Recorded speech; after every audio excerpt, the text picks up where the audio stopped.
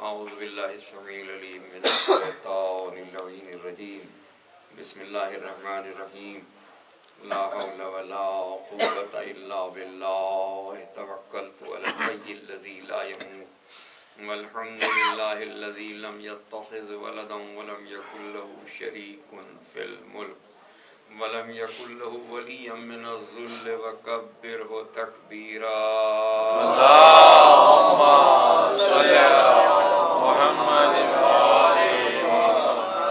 الصلاة والسلام على سيد الأنبياء والمرسلين الذي أرسله بالحق بشيرا ونظيرا داعيا إلى الله بإذنه وسراجا منيرا مولانا ومقتدانا وسيدنا وهادينا بالقاسم محمد اللهم صل على محمد وأهل بيته الطيبين الطاهرين المعصومين المظلومين الذين أذهب الله عنهم الرجس وطهرهم تطهيرا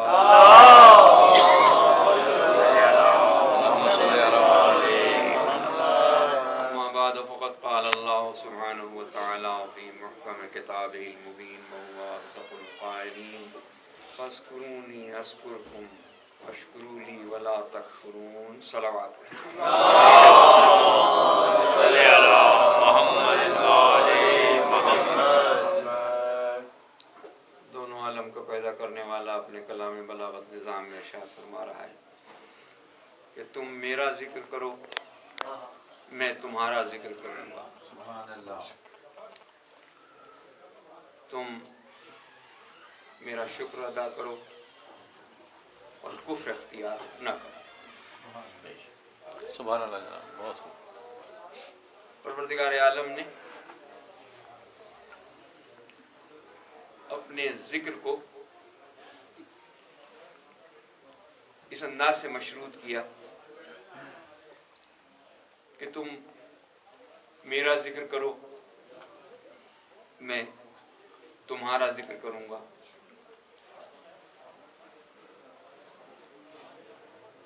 مثال کے طور پر جب ہم کسی سے باہمی ربط رکھتے ہیں اور تعلق قائم ہو جاتا ہے تو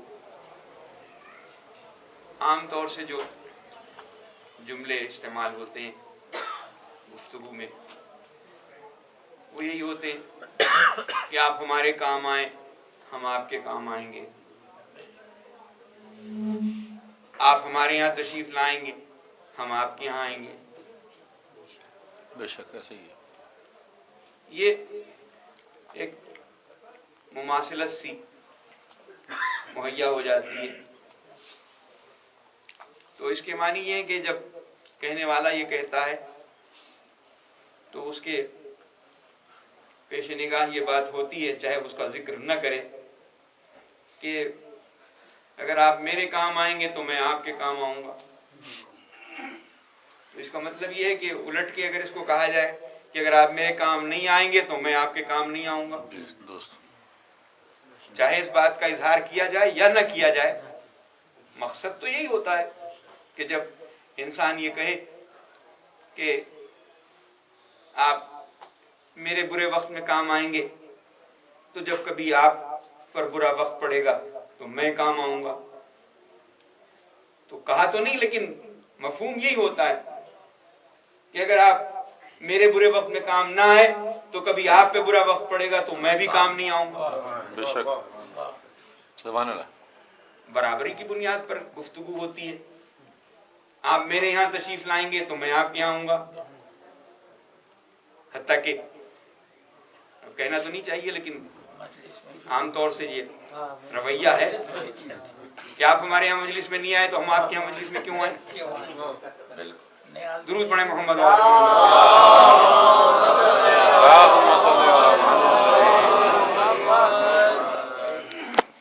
مجلس حسین کی ہے آپ ہمارے یہاں نہیں آئے تو نہیں آئے ہم تو آپ کے یہاں آئیں گے اس لیے کہ ہم تو حسین کی مجلس میں آ رہے ہیں آپ کے یہاں مجلس میں نہیں آ رہے سبحان اللہ اگر ہم اپنے اندر اس بات کو سمو لیں تو काफी हद तक मसाइल हल हो सकते हैं।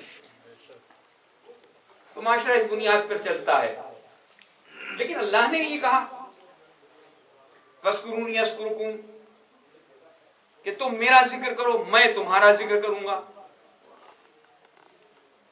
मैं तुम्हारा जिक्र करूंगा। तो क्या इसके मानी ये हुए कि अगर तुम उसका जिक्र नहीं करोगे तो वो तुम्हारा जिक्र नहीं करेगा? मैंने अभी मिसालें दी थी। अगर उसी पैराए में इस बात को जांचा जाए तो क्या ये मुमकिन है, इस बात को सोचा जाए कि अगर कोई अल्लाह का जिक्र न करे तो अल्लाह भी उसका जिक्र न करेगा? जिक्र के मानी याद करने के लिए, याद करने के, कि तुम उसको याद करो वो तुम्हें याद करेगा, तुम उसको याद रखो वो तुम्हें याद रखेगा। तो क्या इसका उलट हो सकता है? क्या इस बात की गुंजाइश है कि इंसान ये सोचे कि अगर अल्लाह को कोई भुला दे तो अल्लाह उसे भुला देगा?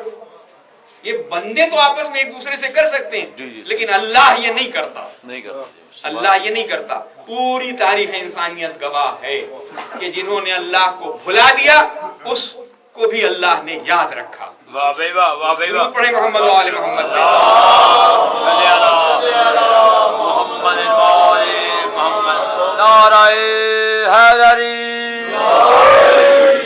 वरना फिरौन और नमरूद और शद्दाद जिन्होंने खुदाई का दावा कर दिया, अल्लाह को भुला बैठे, तो अल्लाह को तो चाहिए था कि एक लम्हे के लिए भी उन्हें मौका न देता। अगर इस आयत के मफहूम को इस अंदाज से देखा जाए कि उन्होंने उसकी याद को भुला दिया था, तो अल्लाह को भी चाहिए था कि उसकी याद को भुला देता और उसे फरामोश करके इस तरह से दुनिया से मिटा देता कि कोई उसका तज़किरा ही नहीं करता, कोई याद ही ना रखता। नहीं, अल्लाह ने तो उस पर भी अपनी रहमतों की बारिश कर दी।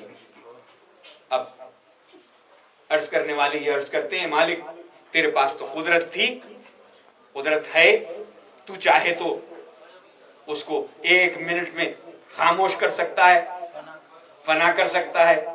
तू तो अबरहा के लश्कर को अबाबीलों से तबाह कर देता है। मोहम्मद वाले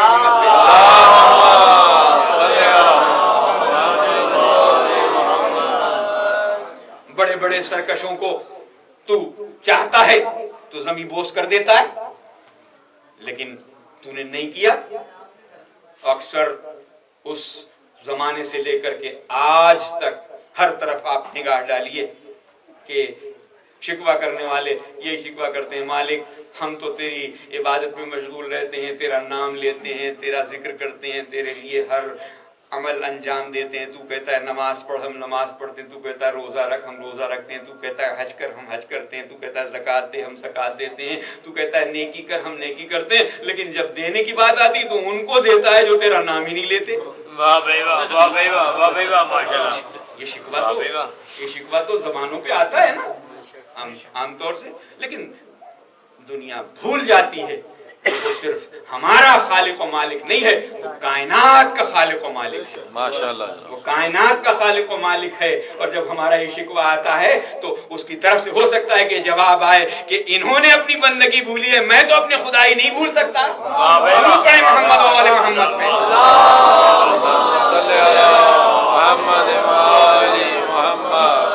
माशाल्लाह जनाब, उन्होंने खुदा को फरामोश कर दिया है तो खुदा तो उन्हें फरामोश नहीं कर सकता। वो तो सबका रब है, सबका मालिक है। फिर इस आयत का मफहूम क्या होगा जो मैंने इतनी देर आपको ज़हमत दी? आपने गौर फरमाया कि फस्कुरूनी अस्कुरकुम, तुम मुझे याद करो मैं तुम्हें याद करूंगा।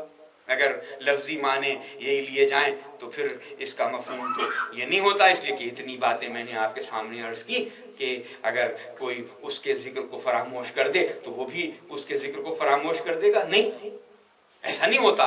हम बंदे हैं, اس کے ذکر کو فراموش کر کے گنہگار ہو سکتے ہیں، لیکن وہ خدا ہو کے اپنی یاد کو کبھی ختم نہیں کر سکتا، اپنے ذکر کو کبھی ختم نہیں کر سکتا، وہ خدا ہے۔ اس لیے پھر اس کا مفہوم کچھ اور ہوگا، اس آئے وافی ہدایہ کا مفہوم کچھ اور ہوگا۔ اب جب غور کرنے والوں نے غور کیا تو پھر نتیجہ نکالا کہ اللہ یہ نہیں کہہ رہا ہے کہ تم مجھے یاد کرو تو میں تمہیں یاد کروں گا، تم مجھے یاد نہیں کرو گے تو میں تمہیں یاد نہیں کروں گا، بلکہ اس نے یہ کہا ہے کہ اگر تم میرے ذکر کو بلند کرنے کی کوشش کرو گے تو میں تمہارے ذکر کو بلند کر دوں گا۔ بڑے محمد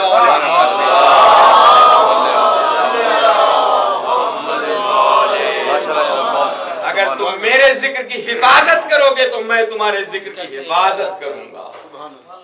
تم اگر میرے ذکر کی سربلندی کے در پہ ہوگے، تم چاہو گے کہ میرا ذکر سربلند ہو جائے، تو میں تمہارے ذکر کو ایسا سربلند کروں گا کہ دنیا دیکھتی رہ جائے گی۔ یہ سارے واقعات آپ کے سامنے ہیں کہ جن جن بندوں نے اس کے ذکر کو بلند کرنے کی کوشش کی، ان کے ذکر کو اس نے ایسا بلند کیا کہ وہ ذکر ہمیشہ ہمیشہ کے لیے قائم ہو گیا۔ واہ بھائی واہ، واہ بھائی واہ، واہ بھائی واہ۔ جناب ابراہیم خلیل اللہ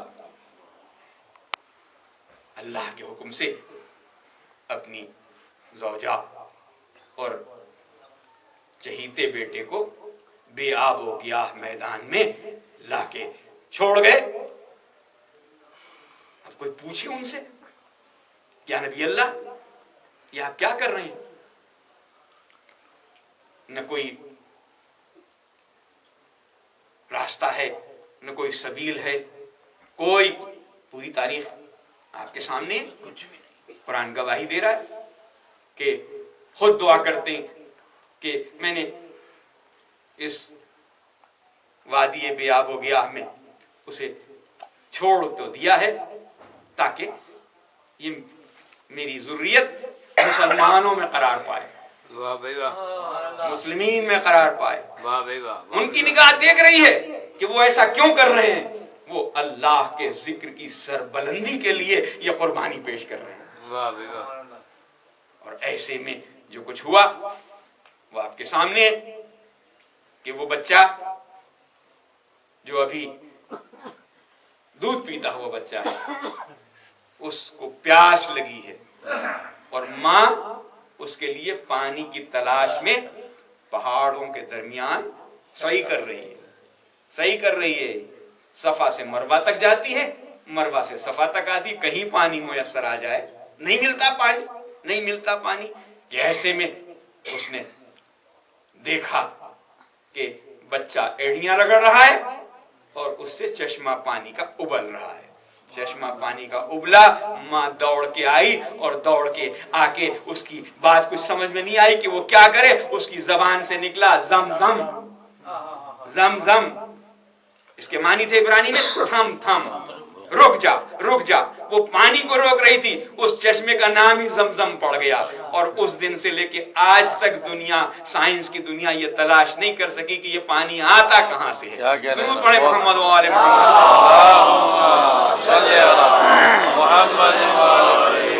بہت اچھی مثال دی جناب، بہت۔ اور جناب جب یہ ذکر قائم ہو گیا تو پھر اللہ نے کہا کہ تم نے ہمارے ذکر کی سربلندی کے لیے ایسی قربانی دی ہے، تو اب ہم تمہارے ذکر کو ایسا سربلند کر دیں گے کہ رہتی دنیا تک ساری امت مسلمہ حج کرنے آئے گی تو اس سارے ذکر کو یاد کرے گی کہ جس طریقے سے جناب ہاجرہ دوڑی تھی، اسی طریقے سے سب کو صحیح کرنی ہے، سب کو صحیح کرنی ہے، صفا و مروہ کے درمیان اسی طریقے سے سب کو صحیح کرنی ہے۔ کیوں؟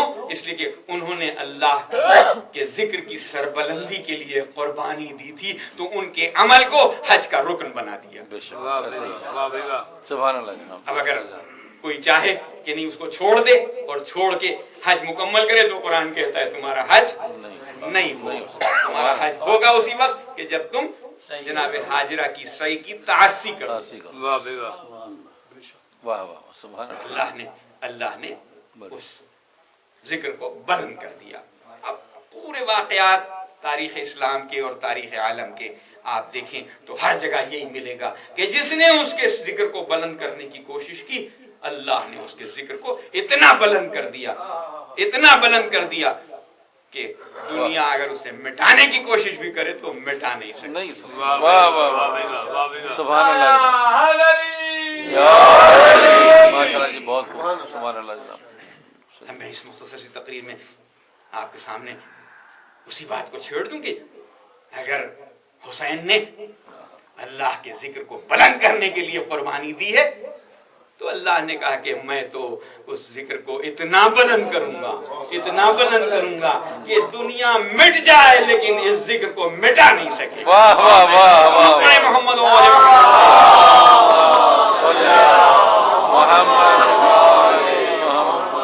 سبحان اللہ جناب، بہت خوب، زندہ آباد حسینیت زندہ آباد، یزیدیت مرد آباد، یزیدیت مرد آباد، سر محمد والی محمد صلوات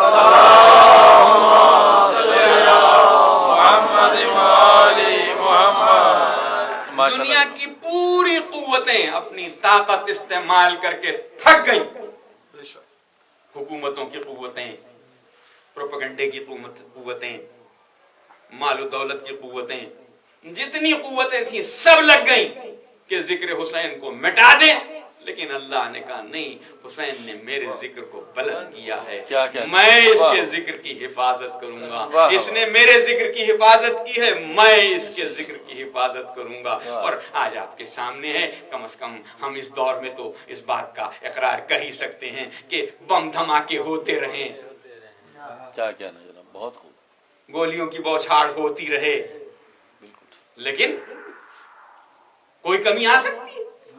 کوئی کمی آتی نہیں؟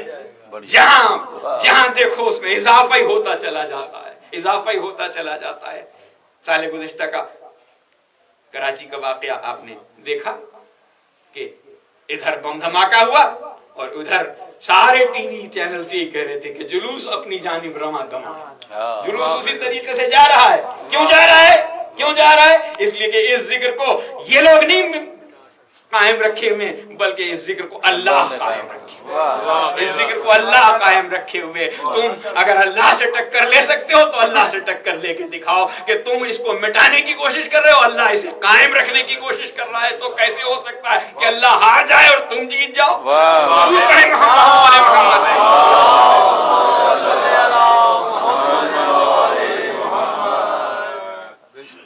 یہ تو ہو ہی نہیں سکتا کہ اللہ ہار جائے، نہیں، اللہ نے اس ذکر کو باقی رکھا ہے، اس طرح سے باقی رکھا ہے کہ اس ذکر کو باقی رکھنے کے لیے وہ ذہن فراہم کیا، وہ کیفیت فراہم کی کہ جس میں کچھ اور نظر ہی نہیں آتا، ہم مٹ جائیں گے لیکن حسین کا نام باقی رکھیں گے، کیا کہنا، حسین کا تذکرہ باقی رکھیں گے۔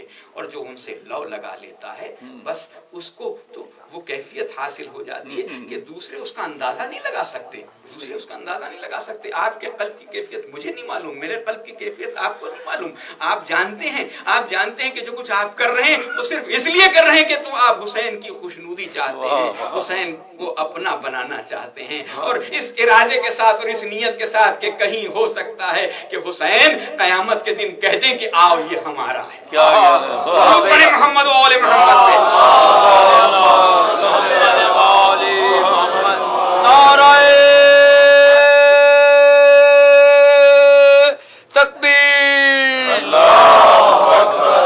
نعرہ رسالت، یک زبان نعرہ حیدری، بلند تر صلوات۔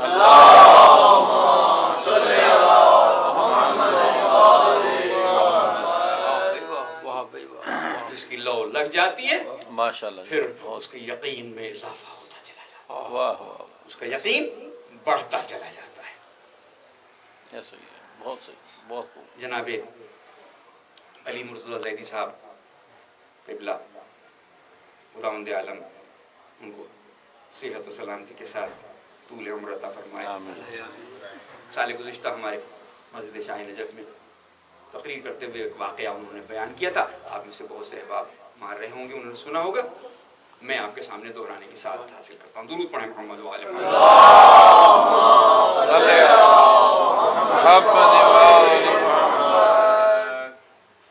یہ سچا واقعہ ہے. ان کے ایک دوست PIA کے اعلیٰ عہدے پر فائز، ان کی والدہ گرامی ایسی سچی عزادار تھی کہ مرض ایسا تھا کہ اگر زیادہ ایگزرشن لیتی تھی تو خون کی قے ہونے لگتی تھی. لیکن انہوں نے اپنے گھر والوں کو کہہ رکھا تھا کہ میں جب مجلس پڑھنے جاؤں، سوسخانی کرنے جاؤں تو مجھے کوئی روکے نہ. اس مرض میں بھی وہ کبھی دریغ نہیں کرتی تھی کہ کسی مجلس کو ترک کر دیں. بیماری اپنی جگہ پر، علاج اپنی جگہ پر ہو رہا ہے، لیکن حسین کا تذکرہ کبھی اس سے باز نہیں آتی تھی. انتقال ہو گیا اور شاید وصیت تھی کہ میری میت کربلا لے جائی جائے. زمانہ وہ تھا کہ ایران عراق کی جنگ ہو رہی تھی، کسی کو میت لے جانے کی اجازت نہیں تھی. انہوں نے اپنی والدہ کا جسد امانتاً محفوظ کر دیا کہ جب اجازت ملے گی تو لے جاؤں گا. کئی برس گزر گئے، اجازت نہیں ملی اور آخر کار کوشش برابر ہوئی. جب اجازت ملی تو وہ اس بات پہ تیار ہوئے کہ میں اپنی والدہ کا جسد لے جاؤں.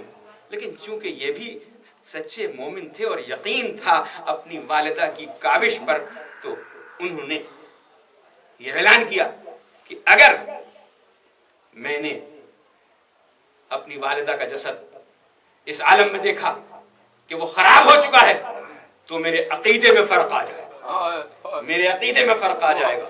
یہ عقیدے میں فرق آنا نہیں تھا، یقین کی وہ منزل تھی کہ جو کہلوا رہی تھی کہ دیکھو میں بانگے دہل یہ اعلان کر رہا ہوں کہ اگر میری ماں کے جسد کو کچھ ہو گیا، اس لیے کہ وہ سچی عزادار تھی، اسے کچھ نہیں ہو سکتا. کیا کہنے ہیں. اور جب ان کا جسد امانتاً جو محفوظ کیا گیا تھا نکالا گیا تو ڈاکٹر دیکھ کے اش کر رہے تھے کہ ایک اتنے عرصے کے بعد جو کئی برس کا عرصہ تھا اس میں کوئی تغیر نہیں آیا تھا، بلکہ انہوں نے اس کو وزن کر کے جس طریقے سے اس تابوت کو بند کیا تھا، جب اسے دوبارہ وزن کیا گیا تو وہی وزن نکلا جو پہلے تھا.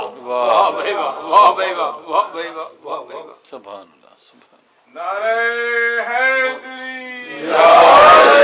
ماشاءاللہ جناب، ماشاءاللہ، بہت خوب. وہ چونکہ PIA میں تھے لہذا اپنا سر رسوخ استعمال کر کے وہ اس تابوت کو لے کے پہنچے. ماں بغداد کے ایئرپورٹ پہ پہنچے اور ابھی اس بات کی کوشش کر رہے تھے کہ اس تابوت کو جو فلائٹ کے ساتھ آیا ہے اسے چھڑوائیں.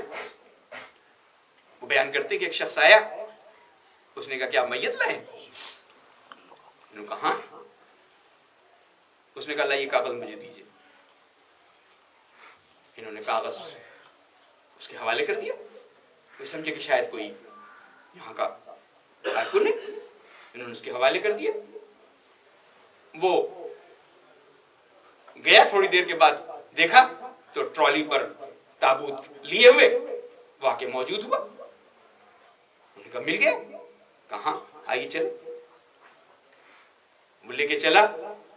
باہر نکلے، ایک ٹیکسی پہلے سے تیار کھڑی ہوئی تھی. اس نے اس تابوت کو اٹھایا اور اس کی چھت پہ اس کو سہارا دے کے رکھ لیا اور لے کے چلے. جب پہنچے اس منزل پر تو اس نے کہا کہ آپ کو معلوم ہے کہ دفن کرنے سے پہلے سید الشہداء کی زری کا طواف کرایا جاتا ہے. انہوں نے کہا کہ ہاں مجھے خیال نہیں رہا تھا، میں تم سے کہنا بھول گیا تھا. انہوں نے کہا نہیں میں آپ کا انتظام کرتا ہوں.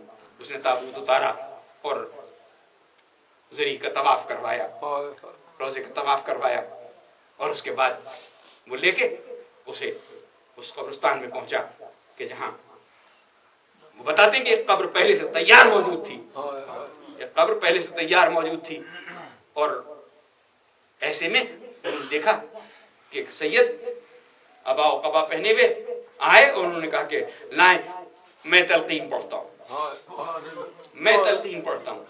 انہوں نے تلقین پڑھی، تدفین ہوئی، اور تدفین کے بعد انہوں نے بقیہ تلقین پڑھی، اور اس کے بعد یہ جب متوجہ ہوئے کہ ان کا شکریہ ادا کریں تو نہ وہ سید تھے نہ وہ ٹیکسی کا ڈرائیور موجود تھا کہ جو اس میت کو لے کے آیا تھا۔ تو یہ سمجھ گئے یہ سید الشہداء نے اس احسان کا بدلہ دیا ہے کہ جو یقین انہیں اس منزل پر لے آیا تھا انہیں اس جگہ لے آیا۔ ارباب اعزاز، حسین اس ہستی کا نام ہے، اس ہستی کا نام ہے کہ جو اپنے ماننے والوں کو، اپنے چاہنے والوں کو اس درجہ پسند کرتی ہے، اس درجہ نوازتی ہے۔ آپ نے زیارت عاشورہ کے تذکرے میں آپ نے سنا ہوگا کہ ایک شخص کسی روحانی شخصیت کا جاننے والا تھا، بتایا کرتے تھے کہ دیکھو یہ بری باتیں ہیں، انہیں ترک کر دو۔ بات ہوتی رہی اور اس کا انتقال ہو گیا، اور اس کا جب انتقال ہو گیا تو اس روحانی شخصیت نے اسے بہت دنوں تک فراموش کر دیا، لیکن اچانک ایک دن خواب میں وہ انہیں نظر آیا اور خوش و خرم نظر آیا۔ انہوں نے حیران ہو کے پوچھا کہ بھئی تمہارے اعمال تو ایسے نہیں تھے کہ تمہیں آزادی مل جاتی، یہ تمہیں آزادی کیسے مل گئی؟ تو اس نے کہا کہ ہاں میں مرتے ہی عذاب میں گرفتار ہو گیا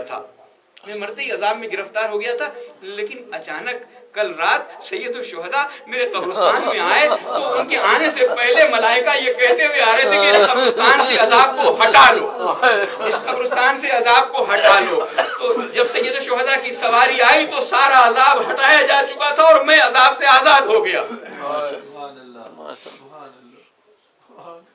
انہوں نے حیران ہو کے پوچھا کہ سید الشہداء کس کی زیارت کے لیے آئے تھے؟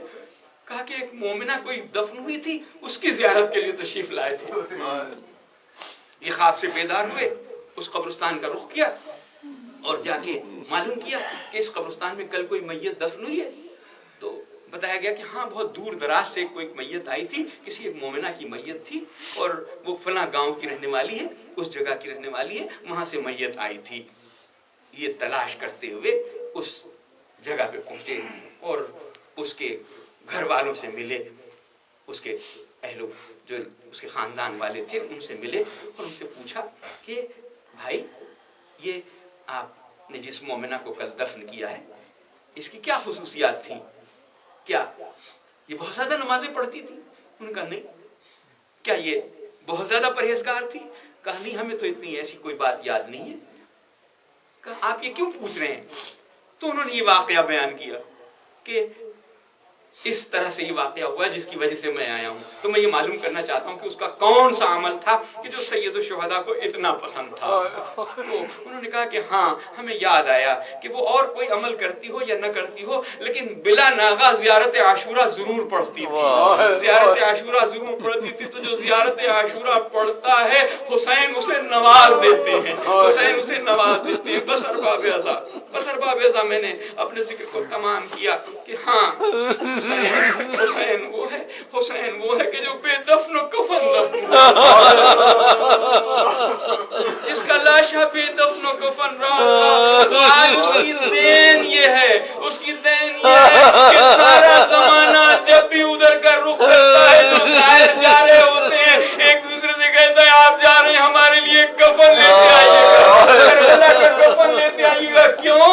اس لیے کہ یہ کفن دینا اس کا کام ہے جسے خود کفن نہیں ملا، اس کے روزے کے کفن کی ہر ایک کو تلاش ہوا کرتی ہے۔ عجیب بات ہے جسے کفن نہیں ملا اس کے روزے سے کفن منگواتے ہیں، جس کی ردا لٹ گئی اس سے ردائیں منگواتے ہیں۔ یہ اعجاز ہی تو ہے، یہ اعجاز ہی تو ہے کہ کفن دینے والے اپنا کفن کربلا سے منگواتے ہیں اور اپنی چادریں شام سے منگواتے ہیں۔ ارباب ماتم اس لیے کہ یہ بھائی بہن کا ماجرا کچھ عجیب ہے، کوئی خط نہیں کھینچ سکتا، ہاں صرف یہی کہہ سکتا ہے کہ بہن بھائی نے مل جل کے اسلام بچایا ہے۔ اس لیے اب اللہ ان کے ذکر کو اس طرح سے باقی رکھے ہوئے ہے کہ جہاں حسین کا تذکرہ ہوتا ہے وہاں زینب کا تذکرہ ہوتا ہے۔ ارباب ماتم بس چند جملے اور عرض کروں اور آپ کی مجلس تمام ہو جائے۔ ہاں زینب نے حق ادا کر دیا، زینب نے حق ادا کر دیا، اس لیے کہ جب کربلا کے بعد زینب چلی تھی تو عجیب عجیب تخیلات ہوتے ہیں۔ میرے جد امجد شاہ زید پوری نوحہ کہہ رہے تھے، اس نوحے میں وصیتیں ہیں جناب امام حسین کی جناب زینب کے نام۔ تو آخری مقطع ہے اس کا جو میں آپ کے سامنے عرض کرتا ہوں۔ اس آخری مقطع میں انہوں نے کہا ہے کہ چپ ہو گئے بہن سے یہ کہہ کر حسین شاد، چپ ہو گئے بہن سے یہ کہہ کر حسین شاد، شیعوں کو لے کے خلد میں آنا میری بہن۔ چپ ہو گئے حسین یہ کہہ کر بہن سے شاد، شیعوں کو لے کے خلد میں آنا میری بہن۔